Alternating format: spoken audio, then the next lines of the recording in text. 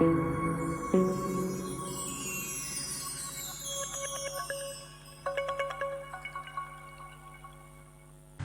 डिसूजा लेकर आ रहे हैं डांस का सबसे बड़ा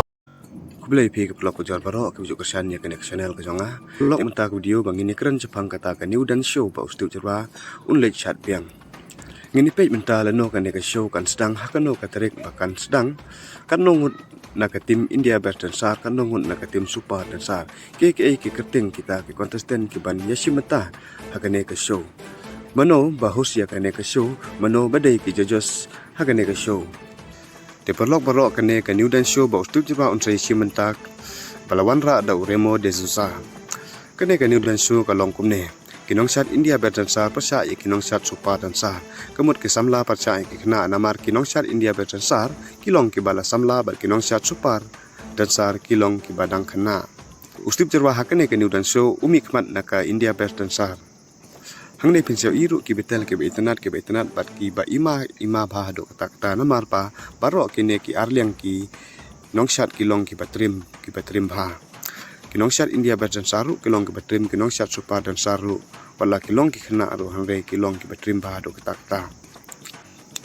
timentang ini page ki kerteng jong ki contestant ki ba mikmat naka India berdan sar nak India berdan sar ustip jerwa bar sumar pan lama unong job jok India berdan sar season 3 bat kabe pernah bat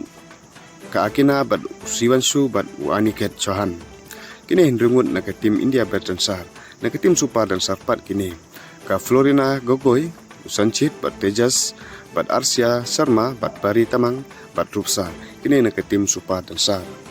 kini ke show kan sedang naduk ka khandru terik jong new penai nombar hakapor new siting janmet kijos hakane ke show de ka kita kapur bat Remo D'Souza bat ka Malaika Arora unong host kane ke show pat de uhas limbatia de perlok ka video ka bamta de tangkine ompat jo jingtip bha kumno ke penjat je kane ke show ngi hapan wot biang ne kumno te ledang ngi hapan wot biang te sngo bha baro kersan biang yo stu jerwa kumpa pi kersan hakipor baladep hak India berdan sar son 4 te kuble sibon perlok ba pipej ikene ke video hakane ke channel ke jonga sngo bha subscribe na benta ki update ki batamai